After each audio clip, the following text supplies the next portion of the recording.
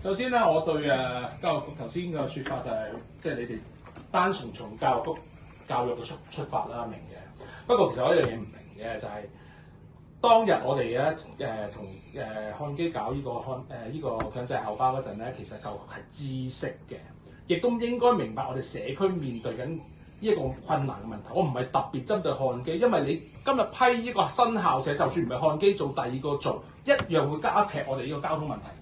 所以教育局你做呢一個批核之前，係咪應該都有責任去把好關，睇一睇個評估，起碼了解翻而家嗰啲交通問題同運輸署有相對嘅溝通咧？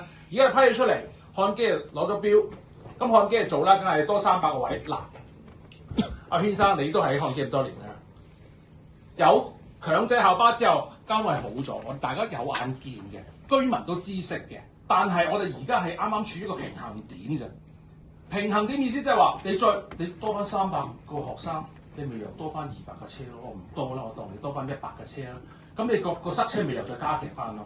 即係我哋係最唔想，我諗居民都陸陸續續已經嗰個建議書嗰啲法團，我冇去鼓動佢哋反對㗎，但係佢哋自己不斷地發俾我聽，全部都反對。點解啊？大家都好擔心，你而家我都勉強接受啦，係咪？但係你再多翻300個學生會點咧？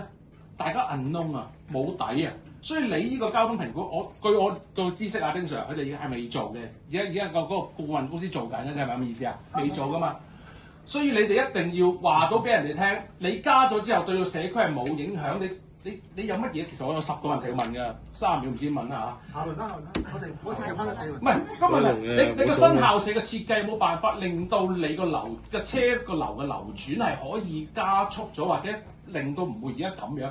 你問運輸署，佢冇計㗎咯喎。警方、交通隊長期放學時間俾一半隊你啊，10幾20年都係咁，公帑嚟㗎。有冇諗過你哋自己要做多啲嘢咧？你哋個設計上有咩可以幫得到政府，幫得到成個社區咧？你社區有事啊嘛，你。